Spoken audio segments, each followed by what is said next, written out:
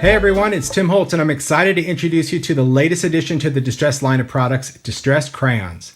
Now, Distress Crayons were released at CHA 2016 and they are a water-reactive pigment designed to work with the other Distress products in the line.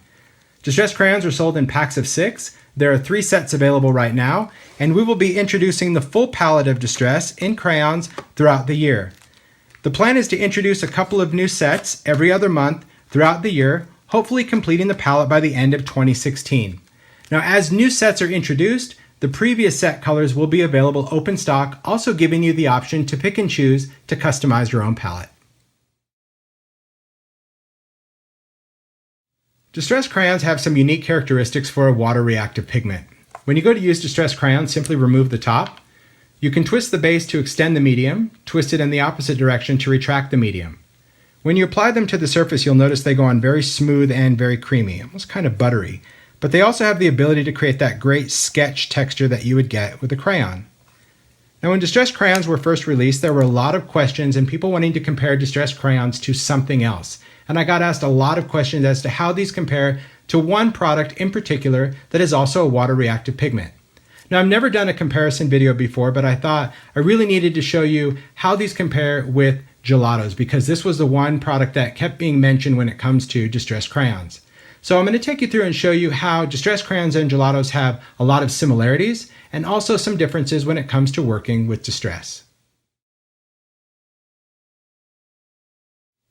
So to start, I've chosen 3 colors of Gelatos and 3 colors of Distress crayons that have a very similar palette, just so we can start comparing color to color and show you how they work on different surfaces. Now, the first thing we talked about is it being a pigment. So I want to show you how they show up on dark surfaces. Now, honestly, depending on the color that you choose, that's really going to determine which one is more pigmented or will show up better on dark surfaces. So I'm going to start here with this blue Gelato. It's kind of a turquoise color. Scribble that on. You can see really pops on this black tag. And now I'm going to go in with a blue Distress crayon. This is Mermaid Lagoon. Not so much. It seems as if this particular color of blue, which is Cotton Candy and Gelato, has more white pigment, which makes it more opaque on the black surface than Mermaid Lagoon. Next, we'll move to a pink. This one is Bubblegum. So we're going to go in with the Gelato, apply that to the surface, and let's take Picked Raspberry Distress Crayon. All right. Now on this one, completely opposite. The Picked Raspberry has more white pigment, so it is showing up more intense than the Bubblegum.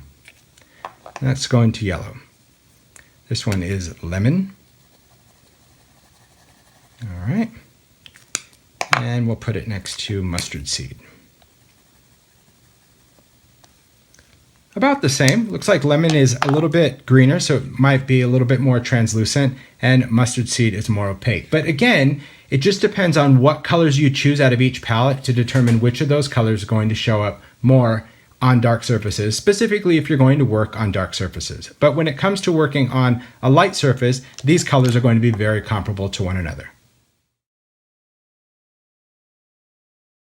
Next, I'm going to compare Gelatos and Distress crayons just on a sheet of dry watercolor paper, just so we can see how they smudge out and how they react with water. So we'll start out just putting it to the smudge test. So I'm just going to scribble some Gelato, and we'll scribble some Distress crayon. Okay. Now I'll go in. These smudge out really nice, really soft, kind of blend that out.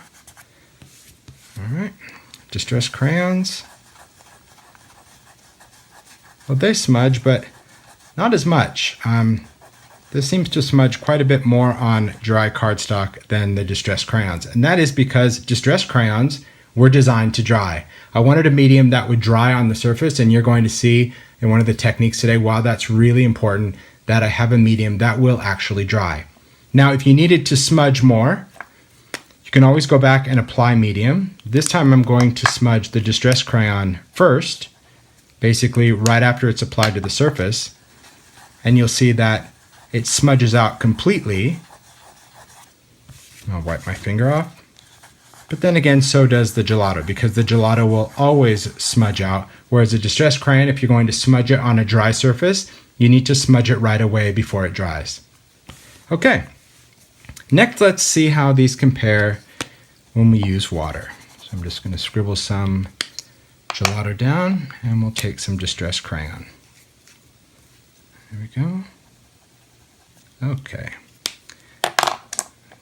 Seem to be pretty heavy-handed with Distress Crayons. There you go, nice and smooth. I'll move that out. Okay, so I'm just going to take a water brush, kind of watercolor this out.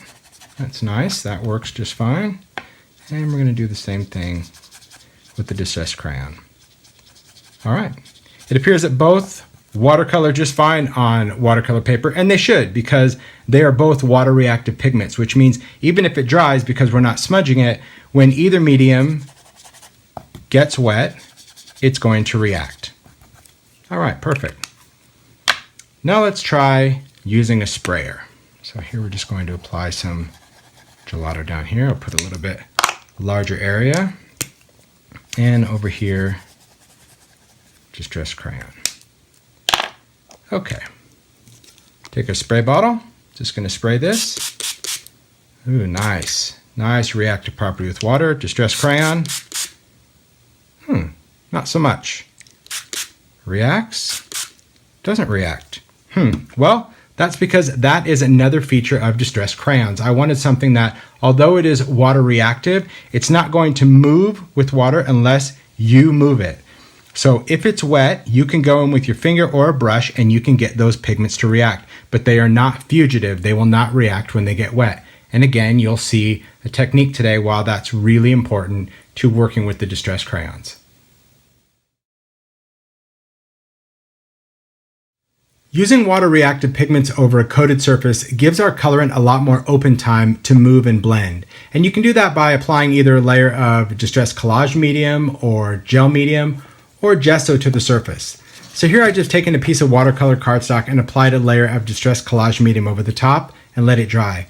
And then we're going to go in and just add both of our mediums to the top. You'll notice when you do that, the colors go on really smooth because again, it does have just a little bit of a treatment over the top, so our color doesn't want to grab right into that surface right away. And the same thing's going to apply with gelatos. Just color those on there. Now, because we have already sealed that medium, it's going to give really the same amount of kind of blend time. So here I can move my color around, or I can mix my colors together. Just kind of change my finger just to kind of move around. And because, again, we have that treated surface, it does allow us to kind of pull and manipulate our color a lot easier than if it were an untreated surface. I'll do the same thing on gelatos. It's the same thing, it just allows me to kind of spread and move that color around. There again, I can mix my colors together, bring this color around, or again, kind of smudge move my color and just pull that color around. So when it comes to working on a coated surface or treated surface, both water reactive pigments, gelatos, and Distress Crayons work the same. Now that you've seen the overall comparisons, we're going to put them to the test working with Distress products, because after all, that's why I wanted Distress Crayons designed the way they are, because I wanted them to be able to work with the existing Distress products in their own way. So we're going to take a gelato, and I'm just going to scribble that onto some watercolor paper. We're going to do the same thing with the Distress Crayon.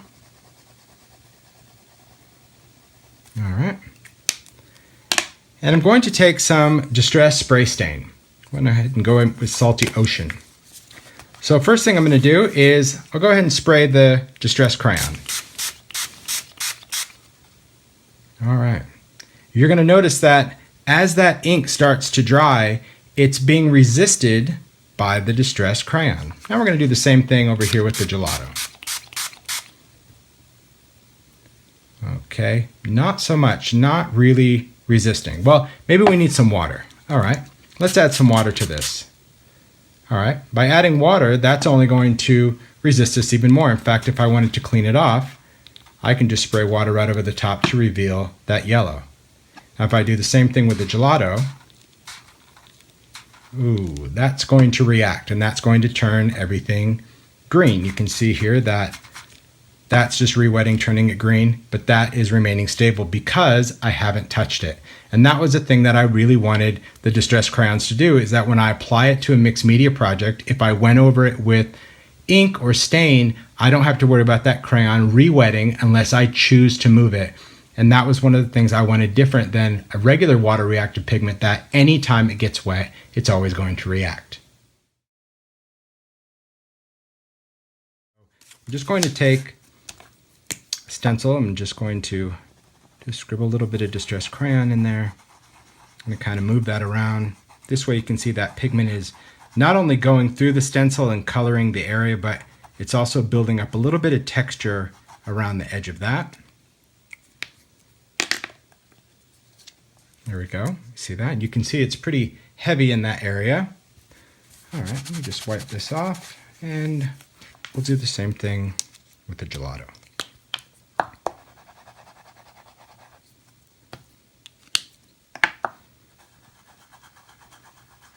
Smudge this around. Again, working that pigment in, but also kind of moving it around. Just building some of that up. There we go. Let's lift some of this off just so it's not too saturated. Okay. There we go. So now we have this through a stencil, and we're going to dry this. So I'm just going to use a heat tool because I want to dry this. Again, I said that Distress Crayon is a medium that is designed to dry, and you can let it air dry, but because there's so much on there, there's quite a bit, I want to just make sure that it dries. Now I'm using a heat tool for this, so I don't like to work with an embossing gun on this. I think it gets it a little too hot and it becomes liquid. So I just want to make sure that these are going to be dry to the touch. And if you wanted to, you could set this aside to cool or whatever you needed to do to let it dry, because these will air dry. They're designed to do that. Okay, so I'm just going to let this cool for a minute. Even applying heat to this, I still want it to cool, because the crayons, they'll soften, just like if you got a box of crayons hot, they'll soften just a little bit. Okay, still feels a little bit warm. Okay, let's see. That feels dry. That feels dry. Do the palm test. Nothing. Nothing. Okay, so they're considered dry. Here we go. So what I'm going to do is take a piece of blending foam, blending tool. This time we're going to work with an ink pad. Now last time we did spray stain. Now I want to see how it's going to work with not only distress ink, but the friction or pressure of going over the top of it. So we'll start with picked raspberry. Just wanted to take a contrasting color, and I'm going to go right over the Distress Crayon. I'm going to blend that. I'm going to go back in, blend, go back in, blend, creating a nice blend. Picked raspberry is a nice color anyway. Okay, so far, so good. Next, we're going to go over the gelato.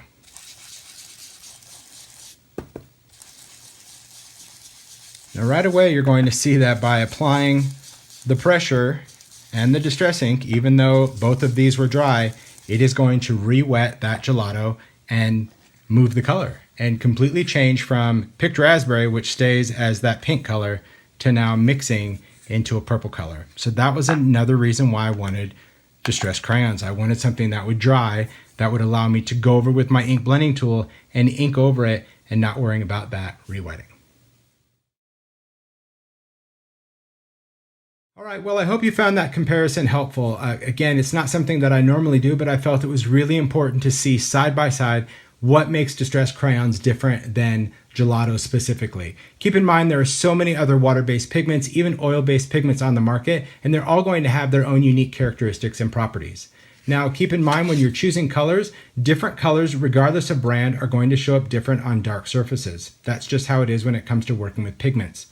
Also, when it comes to working with water-reactive pigments, they should all have that smudgeability, whereas Distress Crayons, they dry, so it does give you a shorter smudge time on untreated surfaces. Because it's water-reactive, any water-based reactive pigment should be able to re-wet using a paintbrush or a water brush, as you can see here. Just going over that is going to re-wet that pigment, allowing you to watercolor. That being said though, when you add water to any type of water reactive pigment, some of them will just react right on contact, whereas Distress, although it will re-wet, it will only re-wet when you decide to move it, whether you manipulate it with your finger or a brush. And that was important because I wanted to be able to use it with Distress stains, spray stains in particular, where if I spray it over the top, it is going to act somewhat as a resist and it's not going to re-wet that crayon on contact. Most water reactive pigments, as soon as it gets wet, whether it's with an ink or water, will start to wet and of course muddy your colors. So that's one of the unique differences of Distress crayons. Another unique difference, and probably my most important and favorite, is the fact that when I put this onto a surface and it dries, I can go over this with Distress ink and a blending tool, which is something I use all the time. And not only does it not move this and kind of distort the design, but it doesn't react with the color. Whereas when you take any other water reactive pigment and go over it with the Distress ink and blending tool, not only does the ink re-wet this, but the friction of the blending tool starts to blur and muddy your color.